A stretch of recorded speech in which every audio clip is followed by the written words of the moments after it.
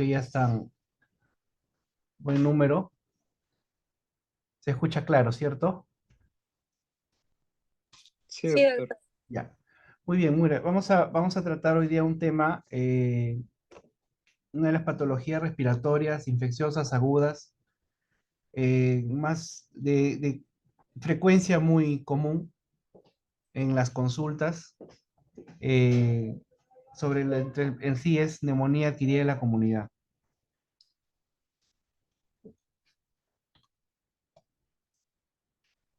Nuestros objetivos para este tema del día de hoy es definir lo que es neumonía, ¿no? Hablar un poco de su epidemiología, ver cuáles son en relación a la etiología, los agentes, ¿no? Cuáles son los mecanismos fisiopatológicos que se desarrollan para poder llegar al cuadro clínico, criterios diagnósticos, ¿no? Conocer el tratamiento. Predominantemente, vamos a ver que el tratamiento suele ser empírico, ya que la decisión de inicio de un antibiótico es rápida, inmediata, ¿no? Pero que sea racional. Y cuando tenemos criterios para definir un paciente que requiera hospitalizar en ambiente común, hospitalización en una unidad de cuidados intensivos, y cuando un paciente tiene criterios para poder cambiar un tratamiento antibiótico endovenoso parenteral a un tratamiento bioral y valorar el alta médica de un paciente hospitalizado por neumonía. Entender que la neumonía es una infección aguda que afecta al parénquima pulmonar, ¿no? Y cuyo origen causal es un agente fuera del hospital. Vamos a separar los agentes externos a los agentes intrahospitalarios que nos conllevan pues a otro tema que es las neumonías intrahospitalarias o nosocomiales, que son otras causales. La etiología es la que cambia y el contexto epidemiológico del paciente. La incidencia general va entre 1 a 25 casos de 1000 habitantes por año aproximadamente, y vemos que estas neumonías, ¿no? Esta enfermedad es mayor en varones, principalmente en pacientes portadores del virus del VIH, ¿no?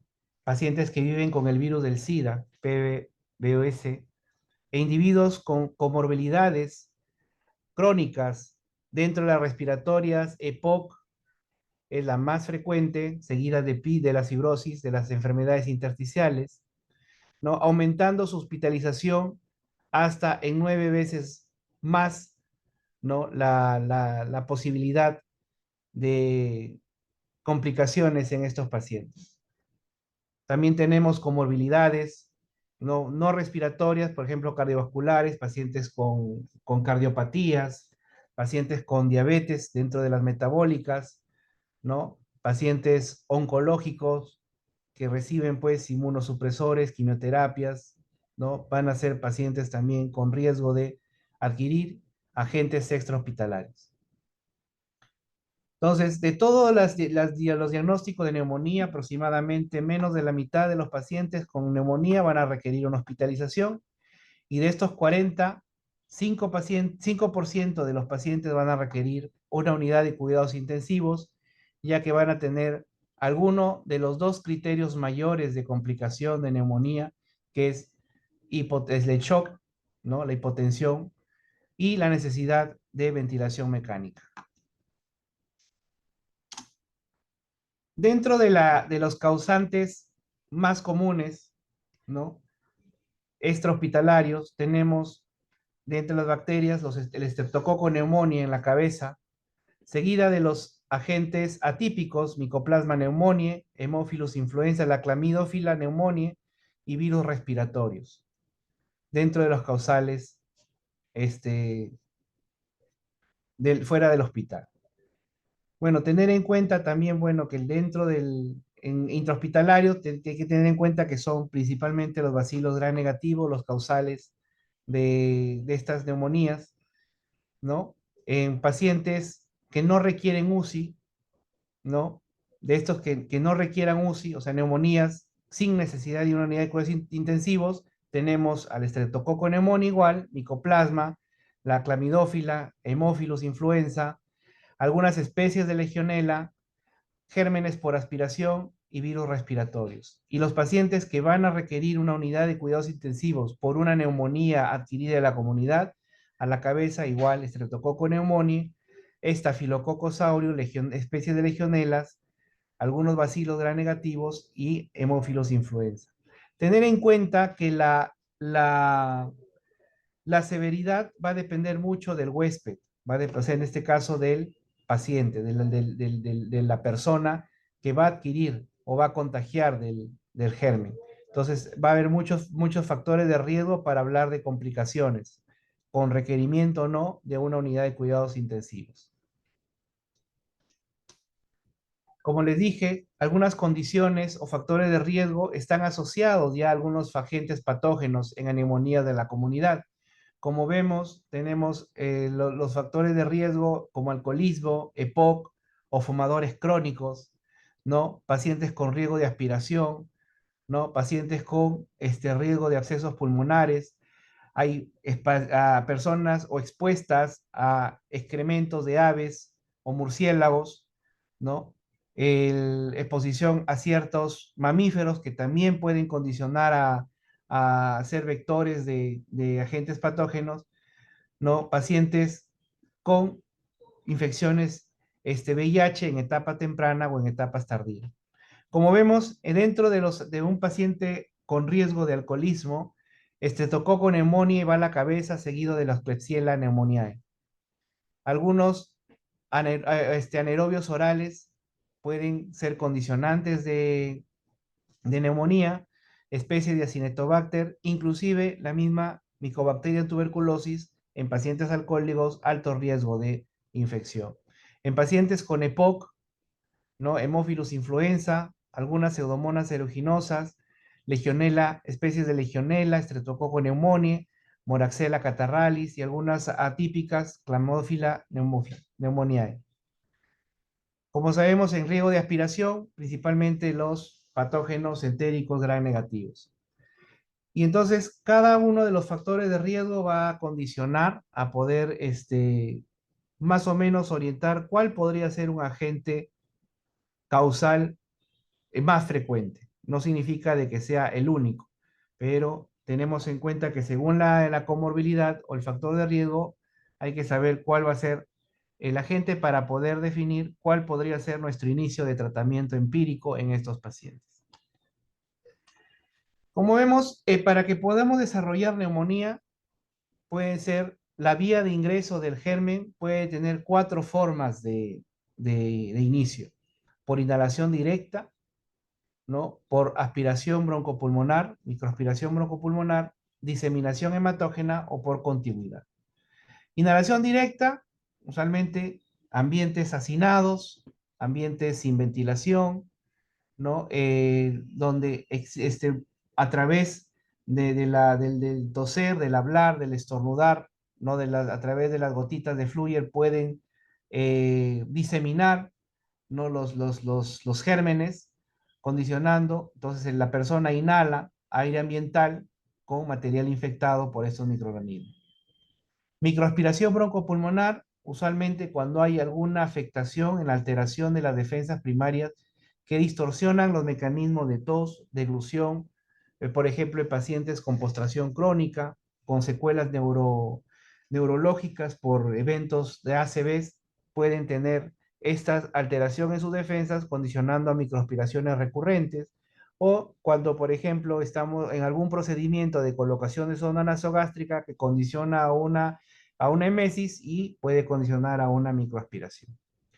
Por diseminación hematógena, usualmente hay un foco infeccioso alejado al pulmón, puede ser una celulitis de miembros inferiores o una celulitis de cualquier parte del organismo y condicionar por diseminación hematógena, a hacer neumonía.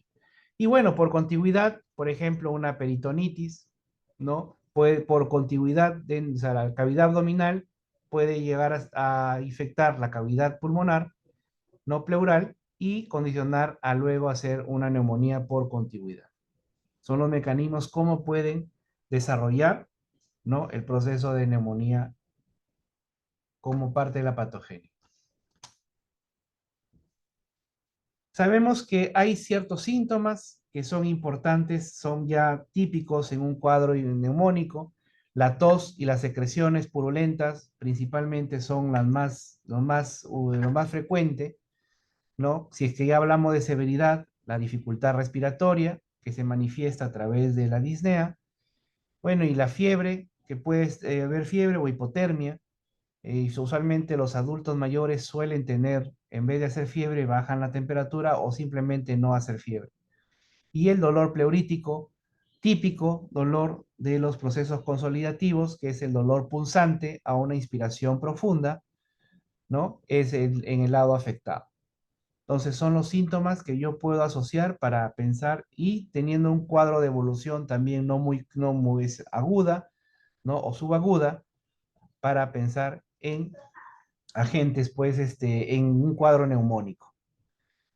Entonces, del cuadro clínico, a nivel del examen físico, principalmente a nivel de la ocultación, vamos a encontrar un pasaje de murmullo vesicular anormal, ¿no? Usualmente van a haber ruidos anormales, ¿no? Ruidos adventicios anormales, principalmente crepitantes a nivel de la ocultación.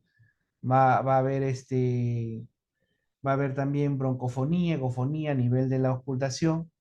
Entonces, y esto está acompañado de usualmente infiltrados, alteraciones intersticiales a nivel de la radiografía, que puede ser de incidencia anteroposterior, posteroanterior o lateral, la radiografía de tórax. Tener en cuenta, como les dije, que los ancianos pueden ser a veces un talón de Aquiles en poder hacer un diagnóstico oportuno, ya que ellos hacen cuadros totalmente diferentes a lo usual, ¿no? Ellos pueden tener cuadros confusionales, neurológicos condicionando a caídas, ¿no? En pacientes con alteraciones neurológicas, por ejemplo, Alzheimer, por ejemplo, Parkinson, van a tener un empeoramiento de su enfermedad de base o alteraciones metabólicas. Entonces, conllevan ellos a un retraso en el diagnóstico y como les dije, usualmente no suelen hacer fiebre. Pueden ellos hacer o no tener fiebre o llevar un poco a la baja la temperatura, llegando a hipotermia. Entonces, retrasan el diagnóstico hasta en un 30% de los pacientes. Entonces, nos demoran, ¿no? Y a veces el diagnóstico ya tardío pueden llegar a ya presentar un cuadro, ¿no? Complicado. Como les dije, para el diagnóstico, para el diagnóstico o dentro de la neumonía, la querida comunidad, hay que tener en cuenta que existen algunos criterios diagnósticos. Principalmente hay criterios menores y criterios mayores. ¿De acuerdo? Entonces, tres criterios menores nos ayudan en el diagnóstico y un criterio para manejar, o sea, para definir que un paciente requiere, ¿no? Una unidad de cuidados intensivos o una hospitalización. Dentro de los criterios menores que hay que tener en cuenta y siempre, o sea, eso sí hay tratar de aprenderlos, es que tener un conteo exacto de frecuencia respiratoria, deben tener más de 30 respiraciones por minuto, ¿no? Si tenemos una gasometría, vemos que tenemos una relación de presión arterial de oxígeno entre la fracción inspirada de oxígeno menor a 250, o sea, un PAFI menor de 250. A nivel de radiografía, tenemos infiltrados multilobares, tenemos confusión o desorientación en el paciente, si tenemos un control de urea que sea mayor a 20 miligramos por decilitro, ¿no? Un leucocitos menor a 4000, hablamos de leucopenia, o trombocitopenia, recuento de plaquetas menor a 100.000, temperatura hipotermia menor a 36 grados, o hipotensión, pero que van a mejorar con fluidos. Ojo, ¿no? Con fluidos. Esos son criterios menores. Entonces, tres criterios menores nos ayudan, nos orientan a diagnóstico. Y dentro de los criterios mayores, basta uno, es requisito para valorar una unidad de cuidados intensivos, que es shock séptico, que van a requerir uso de vasopresores. O sea, ya no hablamos ahí ya de fluidos, sino hablamos de necesidad de vasopresores. Y el segundo criterio es falla respiratoria que requiera pues ventilación mecánica, soporte ventilatorio. Paciente que tiene, o sea, una insuficiencia respiratoria aguda severa. Entonces son los criterios mayores. Basta con uno para la decisión del requerimiento de una unidad de cuidados intensivos. Entonces, como vemos, la neumonía, pues en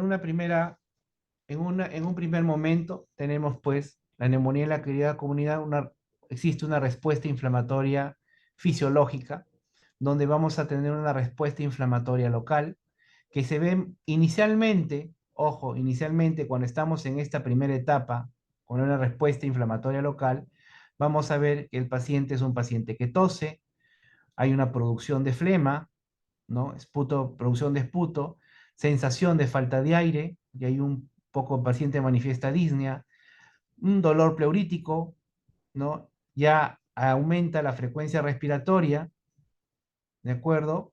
Hay ruidos anormales ya, encontramos ya crepitantes, y podría haber hipoxemia e infiltrados pulmonares. Entonces, es en la etapa de respuesta inflamatoria local, que si es que con el progresar del tiempo puede llegar a ser una respuesta inflamatoria sistémica. Y esta pues vamos a ver porque ya hay fiebre, ¿no? Malestar general, anorexia, taquicardia, leucocitosis, desviación izquierda a nivel del hemograma, aumento de los marcadores inflamatorios, proteína C reactiva incrementada, aumento, ¿no?, de la sedimentación eritrocitaria, que nos orientan que ya está habiendo una respuesta sistémica. Entonces, cuando hablamos ya de neumonía en la comunidad severa y una manifestación severa, cuando hay una respuesta inflamatoria ya que está desregulada, es decir, hay alguna disfunción de órgano neurológico, confusión, ¿no? Cardiovascular, hipotensión, hematológico, leucopenia, lo que hablamos dentro de los criterios, estos criterios menores, ¿no? Trombocitopenia, alteración ya de la función renal, aumenta la concentración de urea, el lactato se ve disparado, ¿no? Enzimas hepáticas alteradas, si es que hubiera alguna alteración hepática, cuando hay disfunción de órgano. Cuando hay ya falla orgánica, hablamos de una cosa es disfunción, ya vamos a discretas alteraciones, pero cuando hay falla, hablamos pues, ¿no?, de falla cardiovascular, falla respiratoria, falla renal, neurológica, ¿no?, fallas metabólicas, hepáticas, conllevando finalmente a un síndrome, ¿no?, de disfunción multiorgánica. Un paciente ya totalmente severo. Estos son los mismos criterios que hablamos, ¿no? Usualmente estos criterios son de la ATS.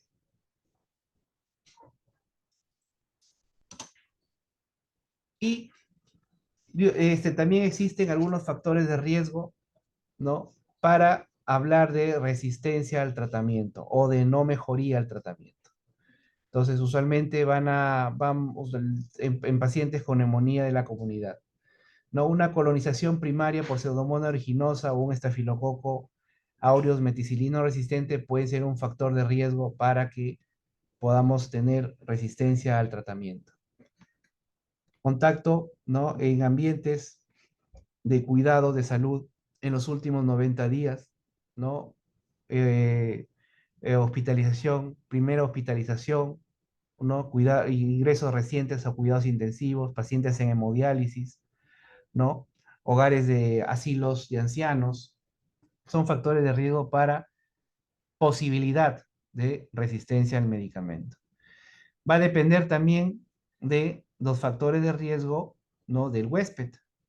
Por ejemplo, inmunosupresión, pacientes con bronquiectasias, pacientes diabéticos, pacientes con enfermedades neurovasculares, ¿no? Pacientes con enfermedad respiratoria crónica, son riesgos para resistencia que dependen del huésped. Y pacientes que reciben algunas terapias específicas, por ejemplo, corticoterapias crónicas o inmunosupresivos, algunos pacientes que suelen usar antiácidos, ¿no? Van a ser factores de riesgo para resistencia a los antibióticos.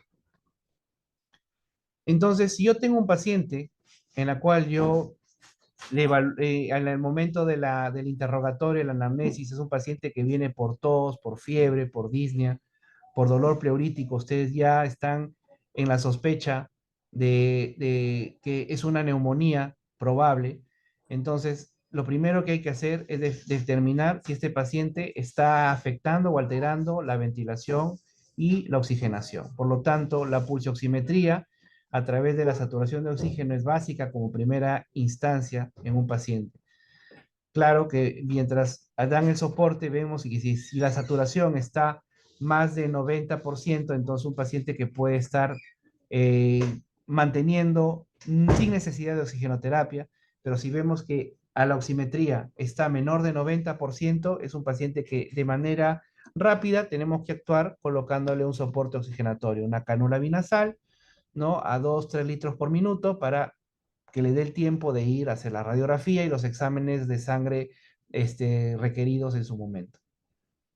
Entonces, con la radiografía nos vamos a ayudar a confirmar el diagnóstico de neumonía, ya que hay presencia de consolidaciones, infiltrados, ¿no? Descartamos la posibilidad o definimos si es de presentación uni o bilateral, ¿no? Y si es que hay complicaciones de la neumonía como derrame paraneumónico. Entonces, el hemograma hay que determinarlo, recordar que hay que ver si es que hay leucopenia, si es que hay plaquetopenia, ¿no? Si es que hay desviación izquierda, lo que nos va a ayudar con el hemograma, así como la determinación de bioquímica, ¿no? Glucosa, urea, creatinina, electrolitos, PCR, proteína C reactiva, velocidad de sedimentación glomerular, que permiten estratificar mejor los niveles de gravedad para aplicar los criterios que hemos ido conversando. Como vemos acá, estas son unas radiografías, tanto en incidencia antero-posterior, ¿no? Y una lateral, donde vemos la presencia de algunos infiltrados, por ejemplo, acá en el tercio medio del pulmón derecho, y que se confirmen en el lateral, ¿no? Entonces, ya vemos que hay consolidación a nivel pulmonar. Igualmente acá vemos también una consolidación de bordes definidos prácticamente en base derecha. Igual en la incidencia lateral vemos que esta es de localización posterior. Acá también vemos un infiltrado bilateral, en este caso de predominio izquierdo, donde vemos también ya que hay una lesión cavitada, o sea, hay una cavitación inclusive a nivel del nivel pulmonar. En este tenemos un infiltrado difuso bilateral, ¿no? Infiltrados intersticiales en ambos campos pulmonares, más de predominio de mitades inferiores, en bases.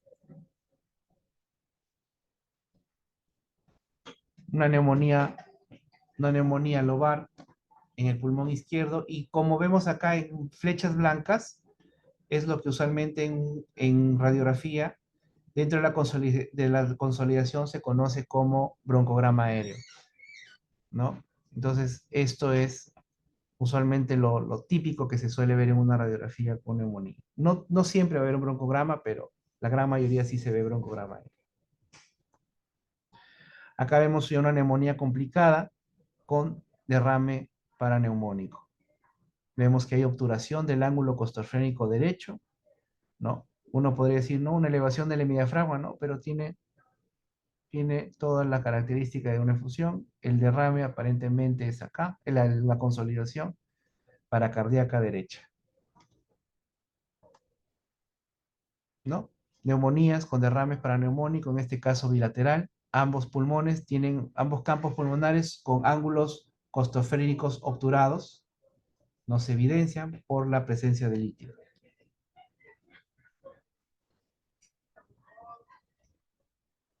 Cuando, cuando hay complicación otra de las complicaciones de la neumonía, o inclusive el derrame paraneumónico, viene a ser el empiema, que vendría a ser ya ese derrame paraneumónico se sobreinfecta y se hace purulenta, ¿no? Y aumenta la producción de fibrina dentro de ese líquido, condicionando a la presencia de tabiques, loculando el líquido, haciendo se forme como lagunas. Entonces, el empiema ya es una complicación más, por decir, al igual que el absceso pulmonar, son complicaciones más severas de la neumonía. A nivel tomográfico, como vemos acá, esto es líquido y vemos por la densidad que es un empiema por, como le digo, las loculaciones. Como verán, no es algo uniforme, sino está loculado. Paredes finas comprimen el parénquima pulmonar, así como los vasos, bronquios, ¿no? A nivel, esta es una ventana mediastinal. Si hago una ecografía, ven como una red, ¿no? Son áreas de fibrina, tabiques y los espacios donde se encuentra la presencia de líquido, ¿no? Entonces, usualmente, hacer un procedimiento para toma de muestra en este caso tiene que ser con eco guiada, ya que si lo hacen sin eco, puede que entre la aguja en un espacio donde no hay líquido, haciendo frustro el procedimiento. Como les dije, el absceso pulmonar es una de las complicaciones más severas dentro del desarrollo de la consolidación a nivel pulmonar. Y pueden ser únicos, pueden ser múltiples, y se caracteriza porque, aparte de ser una lesión cavitada, va a tener un nivel, que es esta línea horizontal que vemos acá. Entonces va a haber contenido purulento dentro. Entonces va a haber nivel de aire y nivel líquido. Entonces, condicionando un nivel hidroaéreo dentro de la cavidad. Entonces, acá se ve también en la tomografía, se ve bonito un absceso, aire y líquido, nivel hidroaéreo. Entonces, ese es un absceso y es bilateral la neumonía, como ven también hay del pulmón derecho y en el pulmón izquierdo, a nivel del lóbulo inferior.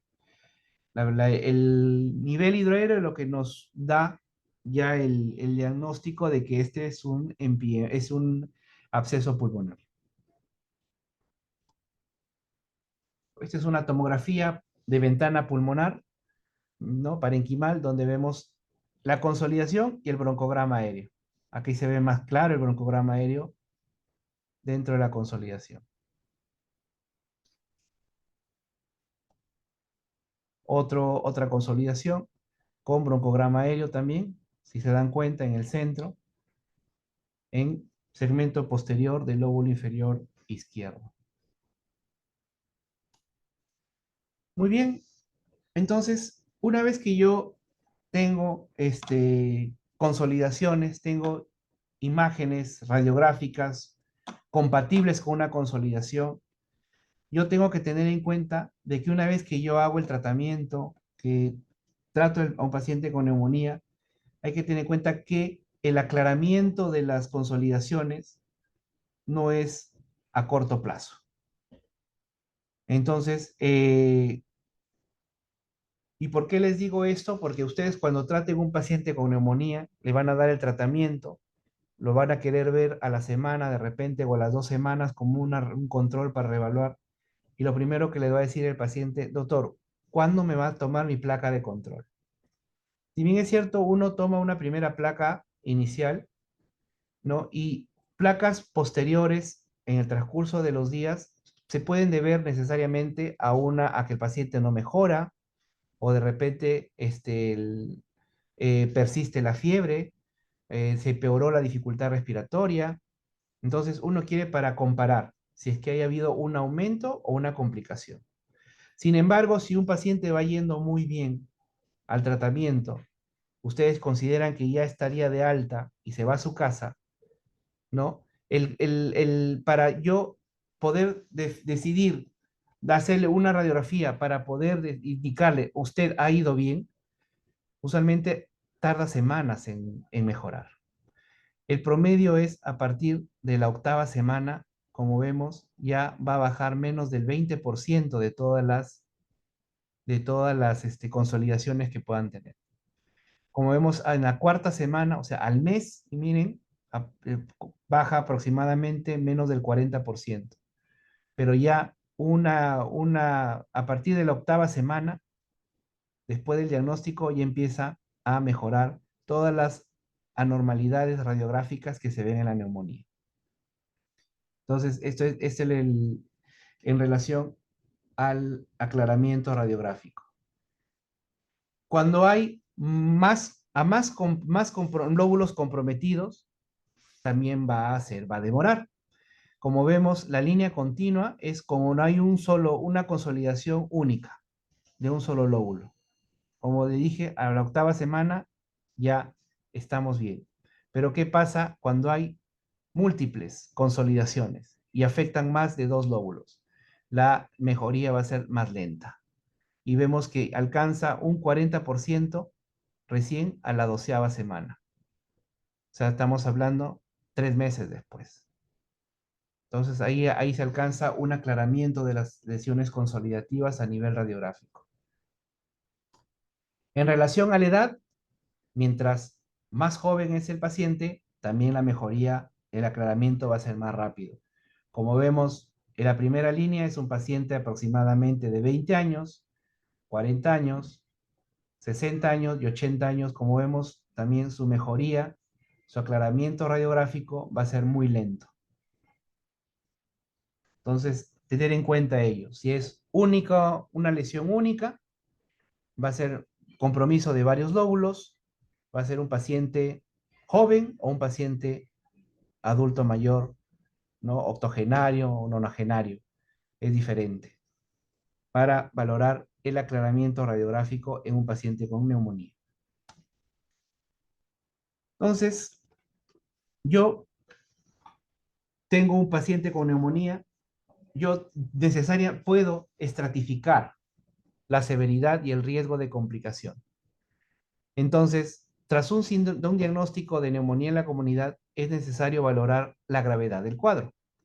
Entonces, y así como posible, la evolución posterior del proceso para analizar dónde debe recibir tratamiento el paciente. Ojo, yo puedo decidir, ¿le doy tratamiento oral, ambulatorio, o le doy tratamiento hospitalizado, parenteral hospitalizado?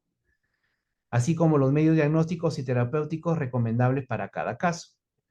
Entonces, se han considerado útil el uso de ciertas escalas pronósticas que permiten estimar la probabilidad, ¿no?, de fallecimiento. Usualmente estas tablas nos van a dar una probabilidad de muerte, de defunción de un paciente con neumonía en un tiempo determinado, como les voy a indicar más adelante.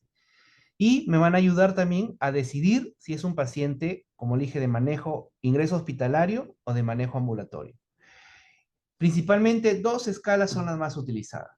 El PSI, o el índice de severidad de neumonía, o llamada escala de Fine, y el CUR 65. Entonces, cuando ustedes quieran evaluar un paciente con neumonía, de las dos escalas, la más rápida es el CUR 65. Entonces, ustedes les pueden decir, es una neumonía de la comunidad, ¿no? CUR 2, CUR 3, CUR 4 o CUR 5. Entonces, ustedes le dan un plus a su diagnóstico de neumonía, en función a los criterios que vamos a conversar inmediatamente.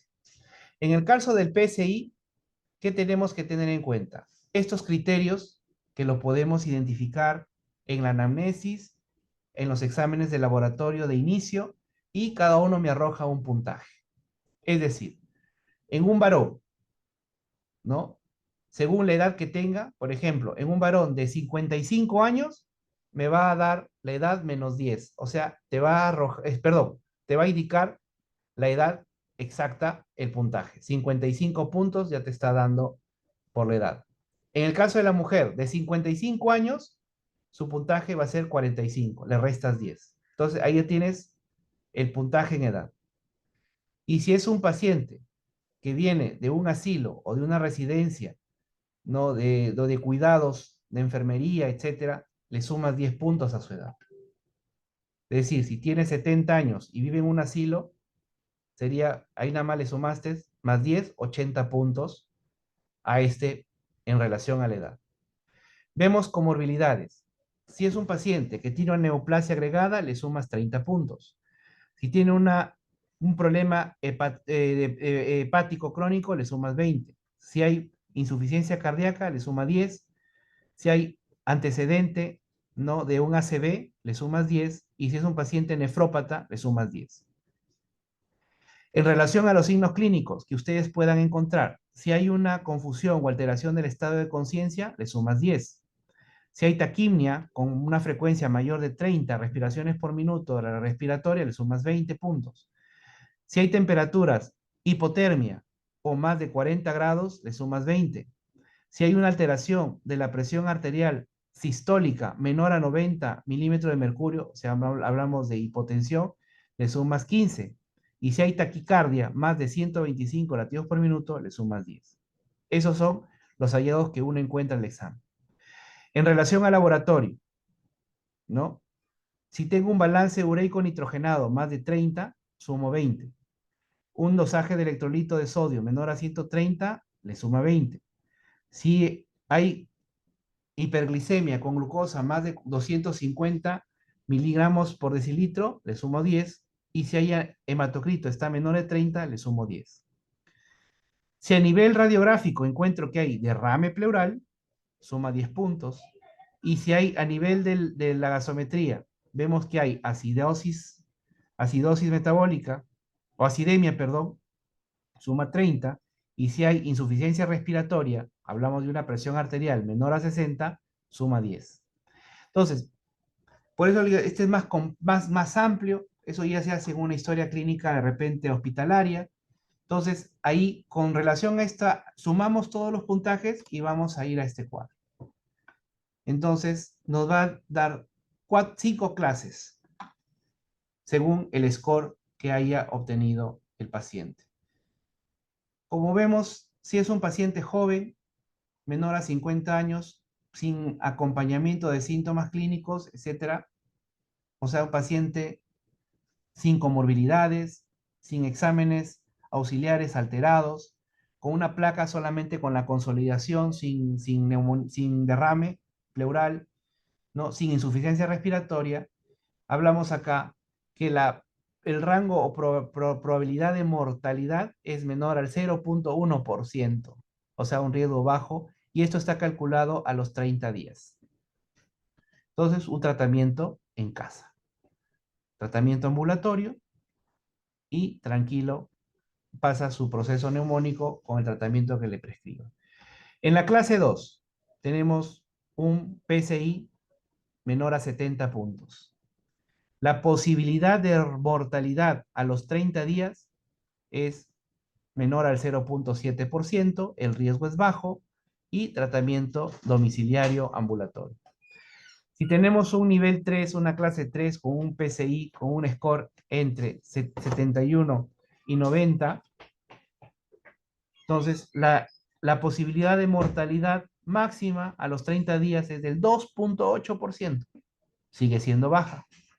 Entonces ahí usted valora tratamiento en casa u hospitalización, ¿no? Entonces ahí ya va a depender ya, más que todo, criterio, cumplimiento del tratamiento, ¿no? Si es su paciente postrado, dependiente, entonces mejor va a ser hospitalizado, pero con estos criterios, con este nivel, con esta clase del PSI.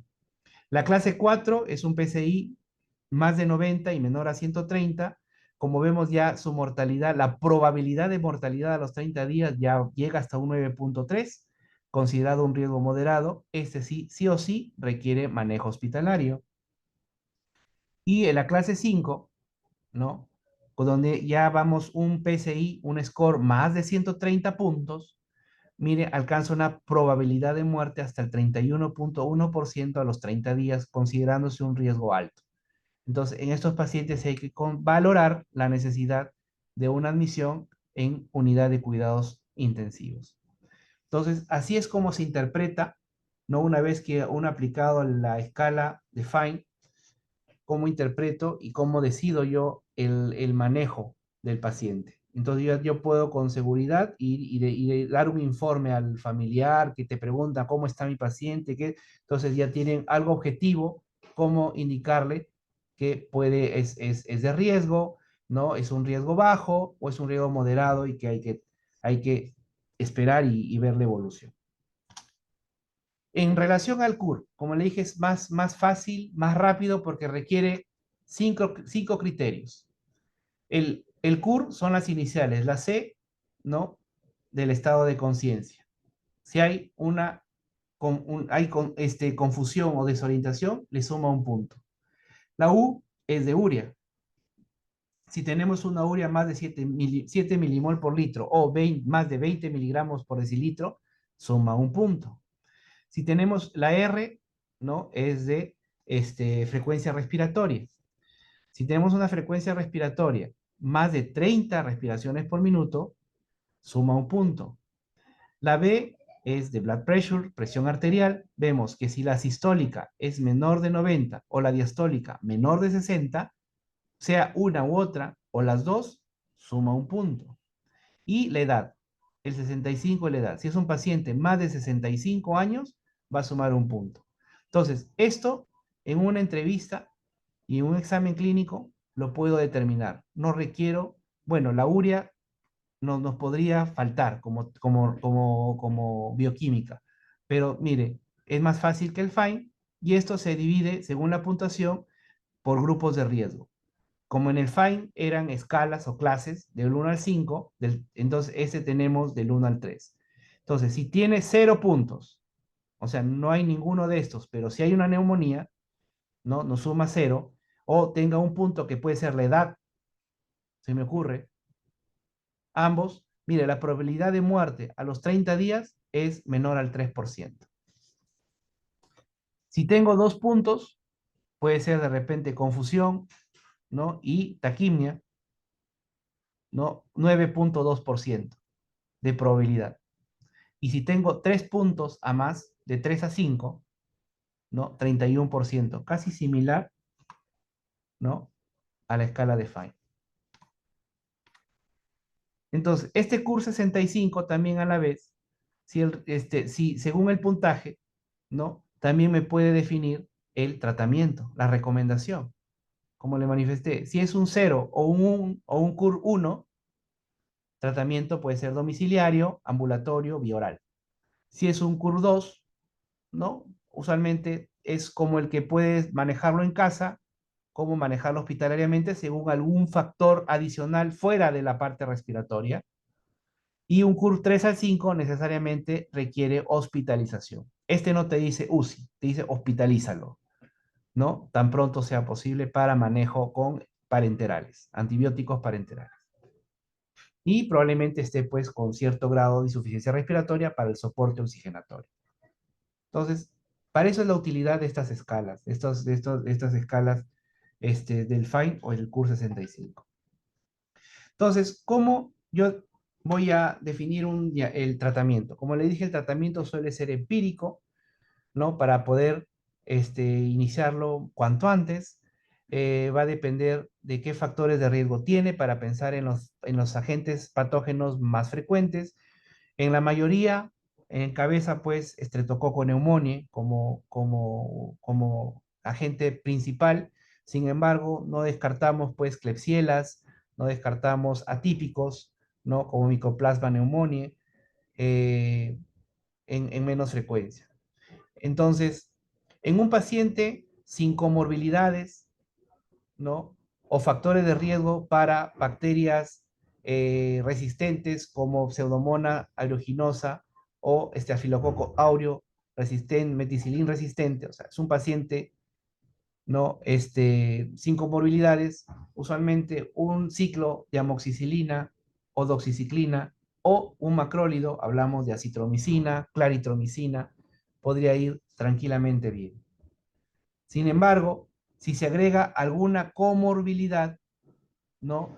Que incluye alguna cardiopatía crónica, hepatopatía crónica, alguna enfermedad pulmonar crónica o enfermedades renales, diabetes, alcoholismo, dentro de o de repente algún alteración oncológica, malignidad, pacientes que han sido esplenectomizados, entonces, que tienen una comorbilidad, puedo valorar un ciclo de amoxiclavulánico o una cefalosporina, que puede ser de segunda generación en vía oral, cefuroxima, por ejemplo, y se asocia, ojo, se asocia un macrólido o doxiciclina para pensar que esté asociado un germen atípico.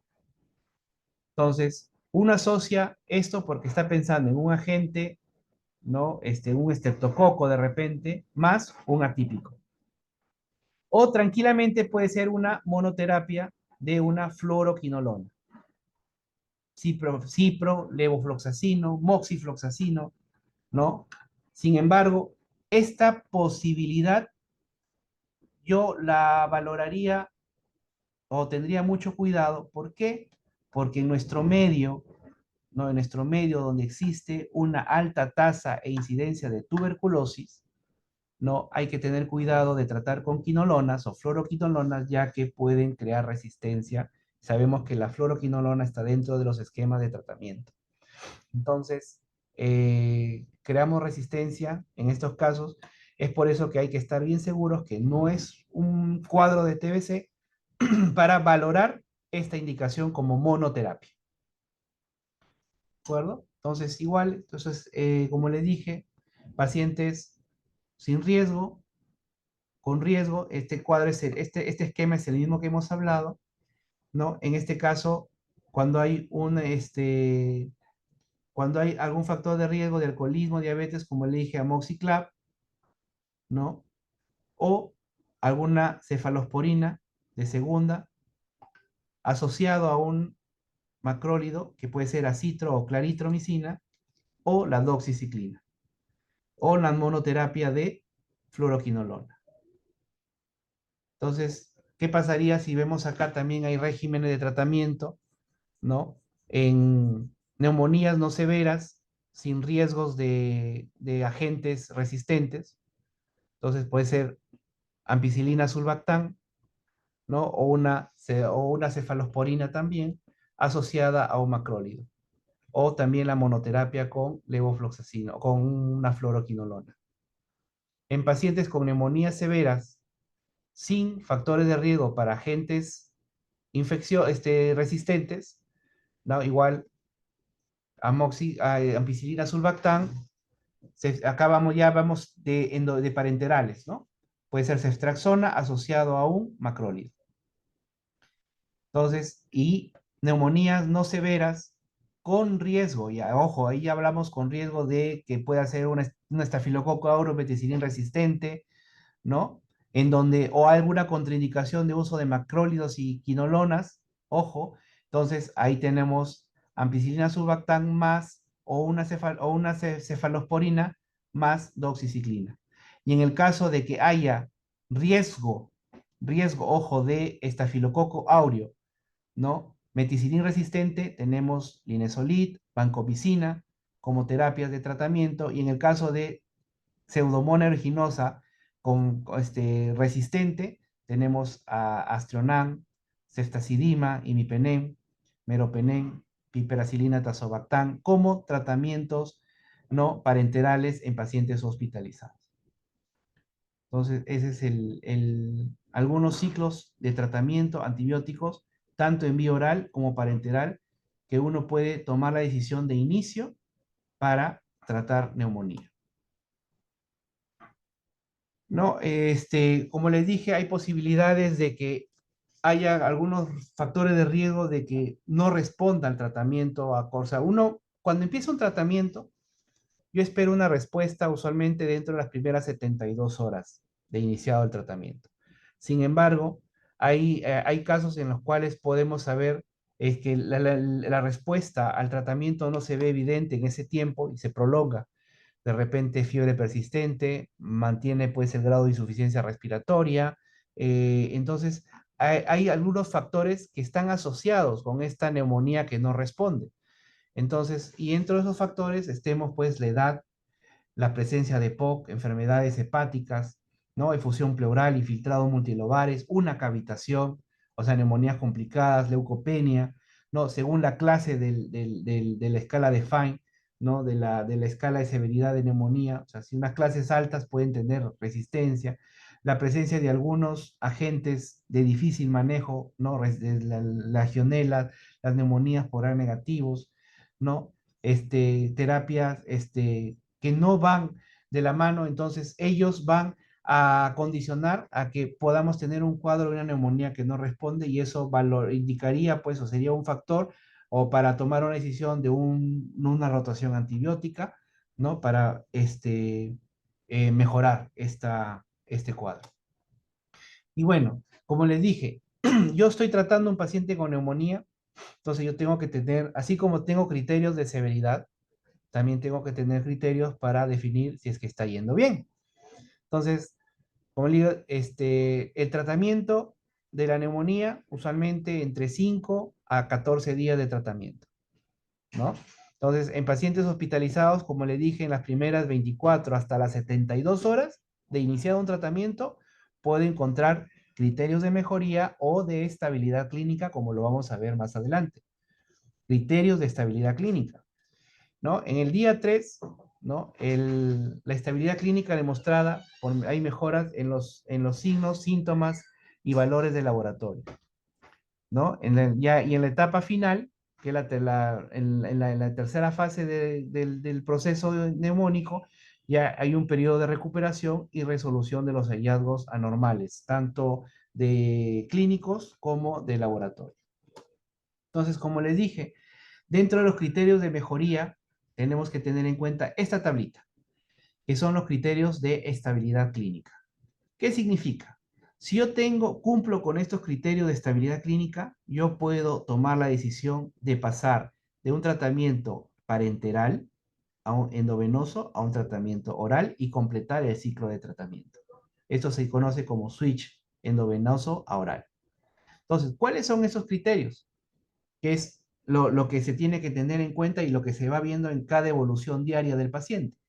Que su temperatura sea menor de 37,8. Si mantiene esta temperatura, es un punto a favor. Que tenga una frecuencia cardíaca menor a 100, una frecuencia respiratoria menor a 24. O sea, ojo, son datos objetivos que se pueden evidenciar en el momento de la evaluación. Una presión sistólica, ojo, mayor de 90. Saturación de oxígeno mayor de 90 o que tenga una gasometría con una presión arterial de oxígeno mayor de 60 milímetros de mercurio en FIO ambiental, o sea, en aire ambiental, FIO 21%. Entonces, si a FIO 21% le hacen una gasometría y tiene una PO2 de 72 milímetros de mercurio, por ejemplo, cumple el criterio. O estando sin oxígeno, le ponen el saturador y satura 94, cumple el criterio. Ojo, que mantenga la vía oral adecuada, o sea, es decir, que tolere la vía oral. Si está con vómitos, ¿no? Entonces todavía no le damos check a este criterio.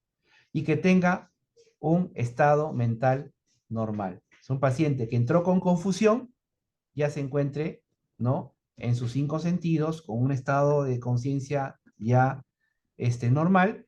Si cumplen estos criterios, ustedes pueden decir, este paciente tiene criterio de estabilidad clínica, por lo tanto, vamos ya suspendiendo la vía endovenosa y va a continuar con tratamiento oral, por lo tanto, usted puede irse a su domicilio, ¿no? Entonces, para tomar esas decisiones. Entonces, esto, como le digo, me va a orientar para el alta hospitalaria, cuando se ha realizado el switch a la vía oral, ¿no? Y como le dije, una radiografía de seguimiento a partir de la, ¿no? Sexta hasta octava semana para un control radiográfico futuro en un paciente con neumonía. Bueno, y eso es en relación al tema. No sé si es que hubiere por parte del auditorio alguna pregunta para poder orientarles.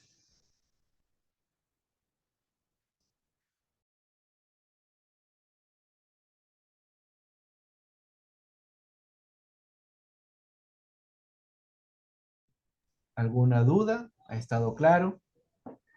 ¿Algo que quisieran aportar? Doctor, Doctor, en una caso de pregunta. que... A ver, le Doctor, escucho. ¿se me Sí, escucha? sí, te escucho, dime.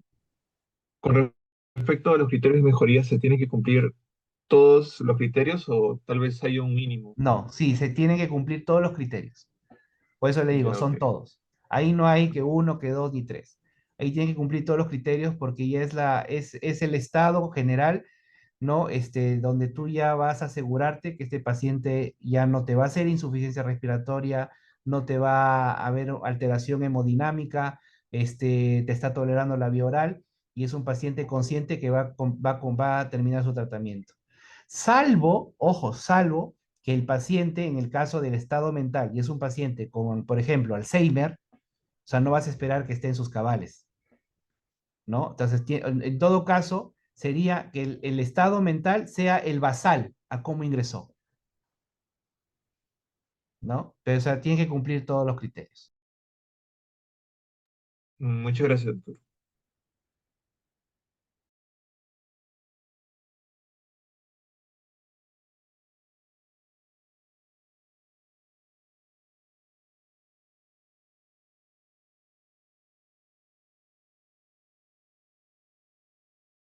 ¿Alguna pregunta más? ¿Está claro, chicos?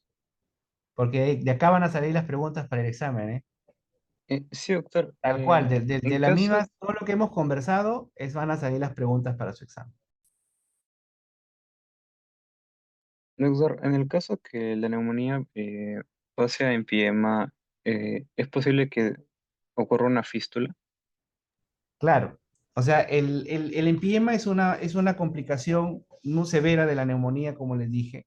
Entonces, sí es posible que pueda fistulizar, una fístula pleurobronquial, ¿no? Entonces, sin embargo, eso sí es que siempre y cuando tú no lo trates, porque usualmente ya si es que hablamos de un empiema, el manejo ya no, o sea, aparte de tener un manejo o sea, antibiótico endovenoso, para poder resolver completamente el empiema, es necesario la colocación ya o sea, un procedimiento que es la colocación de un tubo de drenaje pleural.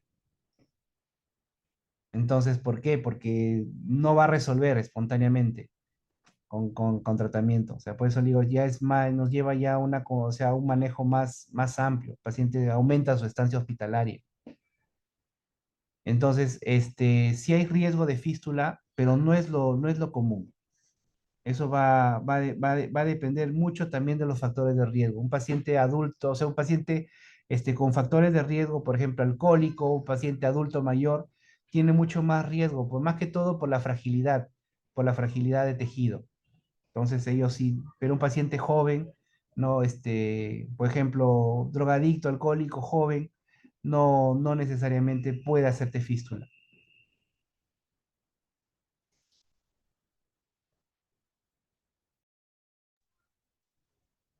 No sé, algo más. Doctor, una consulta. En los criterios de mejoría, sí o sí, el paciente que empieza con el tratamiento tiende a mejorar a las 24 a 72 horas o recién alcanza la estabilidad clínica en el tercer día, o sea, en la O segunda sea, fase. claro, o sea, o sea, lo que pasa es que entre las 24 y las 72 horas, yo les doy chance hasta 72 horas de darle oportunidad a que el antibiótico, ¿no? Y el manejo que ustedes están instaurando pueda tener evolución. Entonces, o sea, no quiere decir que en el día 3 ya voy a encontrar todos los criterios de estabilidad clínica. O sea, va a depender de la severidad como esté el paciente. Por ejemplo, si tú recibes a un paciente que tiene criterios, por ejemplo, de requerimiento de vasopresores, por ejemplo, o de requerimiento de ventilación mecánica, ¿no? Entonces, a él no vas a esperar, pues, al tercer día, porque lo que potencialmente va a condicionar a que el paciente fallezca va a ser el shock que tiene, ¿no? El shock séptico, ¿no? O la insuficiencia respiratoria. Por lo tanto, ese paciente, aparte del tratamiento antibiótico, tú le das todo el soporte complementario que necesita. Entonces, ahí va de manera diferente esta apreciación. ¿Por qué? Porque vas a tener que mejorar primero que poco a poco vayas destetando el vasopresor y poco a poco vayas destetando la oxigenoterapia. Entonces, el tiempo va a ser mayor. Ya los criterios de estabilidad clínica lo aplicas cuando este paciente salió del oxígeno, ya no requiere vasopresores y vas viendo la evolución y vas monitorizando cada uno de los parámetros que tú tienes en esa estabilidad clínica. A diferencia de un paciente que no tiene insuficiencia respiratoria, es un paciente que viene con una neumonía, que tiene criterio de hospitalización y tú le pones, por ejemplo, oxígeno por cánula binasal a una titulación baja de oxígeno. Entonces tú le das y ves que a las 72 horas el paciente, tú le intentas quitar el oxígeno y ese paciente te lo toleró. Entonces vuelve ya a ventilar de manera espontánea, a oxigenar de manera espontánea. Entonces es un paciente que tú le estás diciendo, o sea, es la respuesta al tratamiento para que de repente tú no lo consideres como una neumonía que no responde. No sé si me entiendes el contexto. Las Sí, dos sí, situaciones ahora diferentes. sí. Entonces, a este paciente tú esperas en un paciente con no complicado, o sea, un paciente, más que todo, mejoría clínica o respuesta al tratamiento. Ya la estabilidad clínica te lo va a dar conforme pasan los días, le sigues dando el tratamiento porque tú haces una evolución diaria. Entonces, tú en la evolución diaria monitorizas funciones vitales. Tú en la evolución diaria monitorizas saturación. Tú en la evolución diaria monitorizas estado de conciencia. Tú en tu evolución diaria monitorizas de repente, ya, le pides un dosaje de urea. ¿No? Perdón, perdón, ves que tolera la vía oral. O ves un paciente que ya, lo que estaba confuso, doctor, ya me siento mejor, ¿no? Y está consciente, está orientado. Entonces, un paciente que ya, tú ya, ojo, ya tiene tus estos criterios, muy bien, ya mañana podemos pasarlo ya a la vía oral para que pueda ir a su casa tranquilamente. ¿Sí? Gracias, Doc. Bien. ¿Alguien más? Sí, doctor. En caso de que la neumonía me lleve a un shock séptico, al paciente lo tendría que anticoagular. No, o sea, el shock séptico hablamos de un proceso donde la hipotensión que estás manejando no te va a mejorar con fluidos. O sea, necesariamente, o sea, el shock séptico sí necesariamente vas a tener la necesidad de uso de vasopresores. A dónde más que tú quieres orientar tu pregunta? A ver, ¿puedes repetírmela? Sí, doctor. Es que había leído que en una neumonía se podría complicar por una coagulopatía de consumo, una coagulación intravascular Ya. diseminada. Ya, pero es que, o sea, claro, pero esas son ya complicaciones no necesariamente inmediatas. Se pueden dar en el transcurso de la estancia hospitalaria. Entonces, ahí según lo que puede el paciente presentar, sí puedes manejar anticoagulación, pero no como primera instancia. Pero si tú demuestras que en una primera instancia ya tienes una coagulopatía, entonces ahí tú valoras el uso de anticoagulantes, pero no es como manejo inmediato. O sea, no todo paciente con neumonía que hace shock séptico, que va a la UCI, que requiere vasopresores, va a tener una coagulopatía diseminada de debut. Puede aparecer en el transcurso, puede desarrollarlo en el transcurso y ahí cambia pues tu manejo, le agregas el manejo necesario, pero no como primera opción de ya, dale anticoagulantes de una vez. No.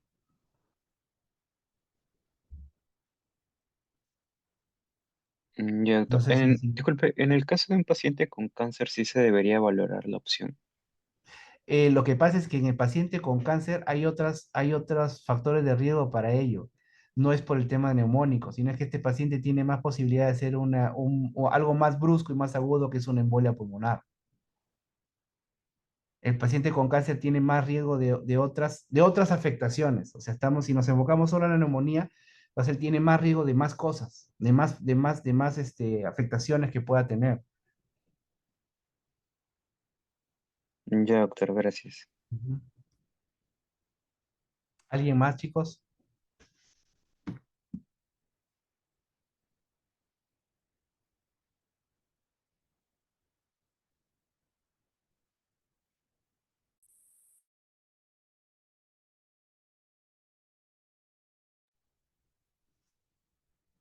Bueno, si ya no hay más preguntas, damos por terminada la clase del día de hoy.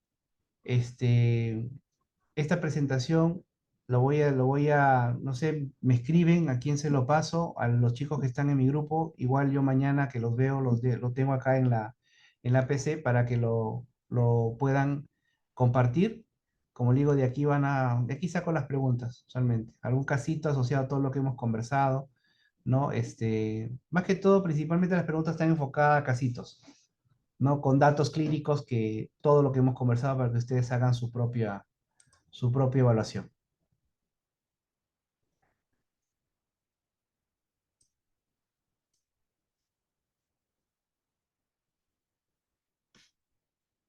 Sí existen guías, aquí hay una pregunta de manejo de neumonía en la comunidad.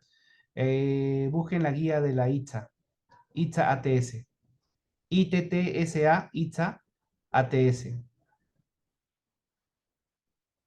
Se maneja la guía de NAC, la más usada. Muy bien, chicos. Entonces, muy agradecido por su atención. Será hasta una próxima oportunidad. Gracias, doctor. Ya, cuídense. Gracias, doctor. Hasta luego. Muchas gracias, doctor.